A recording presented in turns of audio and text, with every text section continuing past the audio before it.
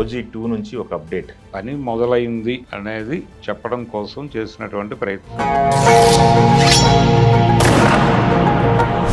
పవన్ కళ్యాణ్ గారు, సుజిత్ గారు కూర్చొని స్టోరీ బోర్డు కథ గురించి మాట్లాడుకుంటున్నారు. స్నో కంప్లీట్ గా బ్లడ్ అయిపోయి అతని పేరు ఏంటంటే ఓజస్ గంభీరా అంటాడు. That's first opening shot of the cinema. Explanation కాదు, నిజంగానే కార్యరూపం దాలుస్తున్నటువంటి ఒక యాక్టివిటీలో ఉన్నాం మేము. అవును, ఎవరి పార్ట్నర్షిప్ లేదు, ఎవరి పార్ట్నర్షిప్ లేదు. గతంలో ఈ సినిమాని ఓజీ ప్రొడ్యూసర్ దానయ్య గారు కూడా ఇప్పుడు కనిపించట్లా. ఇప్పుడు అదే సహకారం సుజిత్ సినిమాకి ఇస్తే ఈయన మెరుపులు మెరిపిస్తాడు.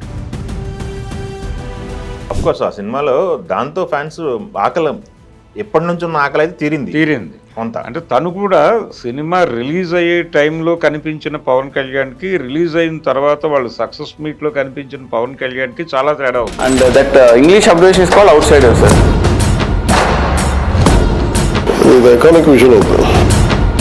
గారు OG2 నుంచి ఒక అప్డేట్ చూసారా? వీడియో 1 minute 20 seconds 25 seconds ఉంది, షేర్ చేశారు. పని మొదలైంది అనేది చెప్పడం కోసం చేసినటువంటి ప్రయత్నం ఇది.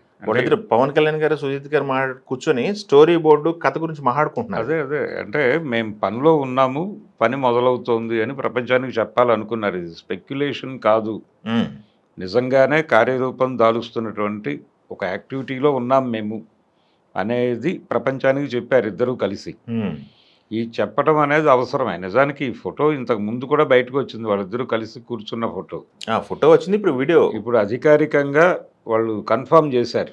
కన్ఫర్మ్ చేసి ఇది పవన్ కళ్యాణ్ క్రియేటివ్ వర్క్స్ నుంచి రాబోతోంది ఈ సినిమా అనేది కూడా చెప్పేశారు. అవును, ఎవరి పార్ట్నర్షిప్ లేదు, ఎవరి పార్ట్నర్షిప్ లేదు. గతంలో ఈ సినిమాని ఓజీ ప్రొడ్యూసర్ దానయ్య గారు కూడా ఇప్పుడు కనిపించట్లా, ఆయన తప్పుకున్నారు సీన్లో నుంచి. అది ఇప్పుడు ఓజీ యూనివర్స్ అనే మాట వాడారు. అంటే ఓజీ యూనివర్స్ అని వాడటం అంటే ఇది ఈ రెండో భాగంతోనూ ఇప్పుడు వచ్చేది సీక్వెలో ప్రీక్వెలో ఏదో ఒకటి అవుతుంది. అదే OG2 అని అయితే వేశారు, అక్కడతో ఆగదు. ఇది యూనివర్స్ అంటే ఈ క్యారెక్టర్ని ఇంకా కొనసాగింపు ఉంటుంది. అంటే ఆ స్థాయిలో ఇంప్రెస్ అయ్యాడు ఆయన పార్ట్ 1తోనే. పవన్ కళ్యాణ్ ఇంప్రెస్ అయ్యి సుజిత్కి పూర్తి బాధ్యతలు అప్పచెప్పేశాడు ఆయన. అప్పచెప్పేసి నువ్వు ఎలా అంటే అలా, నువ్వు ఎలా తీస్తే అలా వెడదాం అన్న ధోరణిలో ఆయన తన్ని తాను ఒక రకంగా డైరెక్టర్కి సరెండర్ చేసేసుకున్నాడు నటుడిగా. కాబట్టి ఆ అవకాశాన్ని సద్వినియోగం చేసుకోవాలి ఇప్పుడు సుజిత్. రెండోది, ఆయన ఇప్పుడు ప్రాజెక్ట్ పట్ల చాలా డెడికేటెడ్గా ఉంటున్నాడు పవన్ కళ్యాణ్. గతంలో ఓజీ టైంలో కూడా అలా లేడు ఆయన. ఇప్పుడు చాలా డెడికేటెడ్గా ఉండాల్సిన పరిస్థితి ఉంది. ఆయనకు అర్థమైంది కండిషన్. సినిమా ఎక్కడ తీయాలో అక్కడే తీయాలి, అప్పుడు మాత్రమే మనం కోరినటువంటి ఎఫెక్ట్స్ వస్తాయి అనేది ఆయన బలంగా ఫీల్ అయ్యాడు. ఉస్తాద్ భగత్ సింగ్కి ఆ సహకారం అందించాడు ఆయన. ఇప్పుడు అదే సహకారం సుజిత్ సినిమాకి ఇస్తే ఈయన మెరుపులు మెరిపిస్తాడు. ఆయన గతంలో ఒక వెలితి ఫీల్ అయ్యాడు. తను షూట్ చేసిన వరకు మాత్రమే వాడుకున్నాడు ఆ సినిమాలో. ఆ టైంలో ఒక విమర్శ కూడా వచ్చింది, ఈయన స్క్రీన్ ప్రెజెన్స్ ఎంత అని పవన్ కళ్యాణ్. అటువంటి విమర్శలకు తావులేని పద్ధతిలో ఈ సినిమా బిల్డ్ అవుతుంది.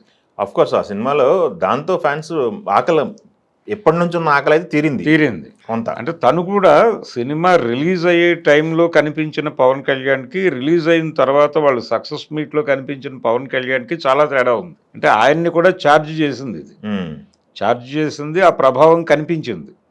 ఇప్పుడు వాళ్ళిద్దరూ కూర్చుని లేచిన వీడియోలో కూడా ఆ ఎనర్జీ కనిపించింది.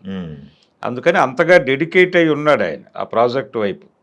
సో అది ఆ లెవెల్లోనే నడుస్తుంది. అందుకని పర్సనల్గా తీసుకుని దాన్ని తన బ్యానర్ నుంచి బయటకు తీసుకురావాలనుకుంటున్నాడు ఆయన.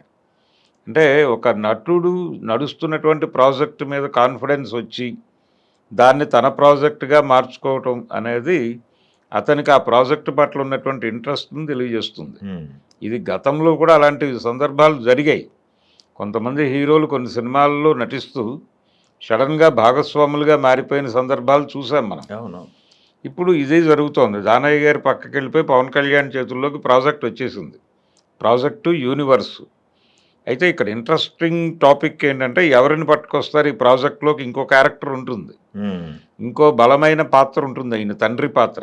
అది ఆ కథలో చెప్పారు. అంటే వీళ్ళు ఇక్కడ నుంచి అలా తరలి వెళ్ళిపోయినటువంటి కుటుంబాలకు చెందిన ఒక వ్యక్తి అని చెప్పారు. ఆ తరలి వెళ్ళిపోయింది వీడి తండ్రి గారు. ఆ తండ్రి గారి పాత్ర ఎవరితో చేయిస్తారు అనేది ఇప్పుడు కీలకం. అంటే అది మెయిన్ అయితే ఈ పవన్ కళ్యాణ్ గారే ఆ క్యారెక్టర్ కూడా పోషించే అవకాశం ఉంది. ఎందుకంటే అది అంటే డ్యూయల్ రోల్ చేయలేదు ఇప్పటిదాకా ఆయన. ఆ, సో డ్యూయల్ రోల్లో మొదటి సినిమా అవుతుంది అలా జరిగితే. ఎందుకంటే ముందు ప్రీక్వెల్కి వెళ్తే మట్టుకి అలానే జరగాలి. ఎందుకంటే అది మెయిన్ క్యారెక్టర్ చేస్తే అది మెయిన్ అవుతుంది. అక్కడ స్టోరీ మెయిన్ అనుకుంటే అది డెఫినెట్గా పవన్ కళ్యాణ్ అవ్వాలి. అవ్వాలి, లేకపోతే ఆడియన్స్ ఒప్పుకోరు. ఎందుకంటే పవన్ కళ్యాణ్ చిన్నప్పుడు క్యారెక్టర్ ఉంటుంది అప్పుడు అవును. స్క్రీన్ మీద. అక్కడి నుంచి అంటే యూనివర్స్ అన్నాడంటే దీనికి ఒక ప్రీక్వెల్కి వెళ్ళి ఆ తర్వాత సీక్వెల్కి వెళ్తాడు. అదే వాళ్ళ స్కెచ్ ఏముందో అర్థం అది కాలేదు. ఉంది. కొంత స్టోరీ బోర్డు చూపించే ప్రయత్నం చేశారు మీ వీడియోలో. వీడియోలో చూపించింది కూడా అదే. అంటే ఇది ప్రీక్వెల్గానే వెళ్తోంది అనేది అర్థమైంది. ఆ వాతావరణము వాళ్ళు చూపించింది పాత పాత విజువల్స్ కట్ చేస్తూ వెళ్ళారు. కాబట్టి ఇది ప్రీక్వెలే, సీక్వెల్ కాదు. ఈ ప్రీక్వెల్లో కొత్త పవన్ కళ్యాణ్ని చూస్తాం మనం. కొత్త ఏరియాలో కొత్త పవన్ కళ్యాణ్ కొత్త ఎమోషన్స్తో కనిపిస్తాడు. అలా కనెక్ట్ చేసుకుని ఆ తర్వాత సీక్వెల్కి వెళ్తారు. ఇది ప్రోగ్రామ్ వాళ్ళది. అది అర్థమైంది అది చూడగానే. కాబట్టి ఇంకెవరినైనా పట్టుకొస్తారా అనే దానికి కూడా ఒక ముగింపు పలికారు వీళ్ళు. ఆ టైంలో రకరకాల చర్చలు జరిగినాయి. వాళ్ళు ఈ సినిమా సక్సెస్ మీట్లో ఆ మాట దొర్లింది. ఇది ప్రీక్వెల్ ఉండే ఛాన్స్ ఉంది అనే మాట చెప్పాడు ఆయన. ఆలోచన ఉంది, అది కార్యరూపం దాలుస్తుందా లేదా అనేది నేను చెప్పలేను కానీ అన్నాడు సుజిత్. కాబట్టి అది ఇప్పుడు కార్యరూపంలోకి వెళుతోంది కాబట్టి క్లారిటీ ఉంది ఆయనకి. ఓకే, ఆ క్లారిటీ ఎలా వెళుతుంది సినిమా దాని మీద అయితే ఆడియన్స్లోనూ అభిమానుల్లో కూడా ఒక ఎక్స్పెక్టేషన్ మొదలైంది. గట్టిగా మొదలైంది. వాళ్ళు కోరుకుంటున్న సినిమా ఇది. కోరుకుంటున్న సినిమాగా మారింది కాబట్టి ఈసారి ఇంకొంచెం జాగ్రత్తగా ప్లాన్ చేసి, ఆయనకు ఆల్రెడీ ఒక పాన్ ఇండియా మార్కెట్ ఉంది సుజిత్కి. సాహో సినిమా నుంచి వచ్చింది అది. దాన్ని స్ట్రెంగ్త్ చేసుకుంటూ ఆ ఏరియాకు కూడా సినిమాని లాక్కెళ్ళగలిగితే ఇంకొంత బెటర్ ఇది ఉంటుంది. రెవెన్యూ మాట్లాడుతుంది, సినిమా విజయాన్ని మాట్లాడేది కమర్షియల్గా ఆ భాషే. అందుకని అక్కడ కూడా శ్రద్ధ పెట్టాలి. ఓకే, పెట్టి కొంచెం పుష్ చేస్తే సినిమా పెడుతుంది. ఆ రోజున్న కన్ఫ్యూజన్స్ ఇప్పుడు లేవు. అదే ఆయన రాజకీయాల్లో ఉన్నప్పటికీ సినిమాయే నా ఆదాయ వనరు అని చెప్తున్నాడు. అదే కాబట్టి ఈసారి కాన్ఫిడెంట్గాను, అంటే వీళ్ళకి కాన్ఫిడెన్స్ వచ్చే పద్ధతిలో ఆయన డేస్ ఇస్తాడు. వర్కింగ్ అవర్స్ బాగానే ఉంటుంది, ఆయన ఏమి ఇబ్బంది పెట్టడు. ఒక మంచి ప్రాజెక్టు తీసి జనంలోకి తీసుకెళ్లేటువంటి ఛాన్స్ అయితే ఉంది. Okay, thank you.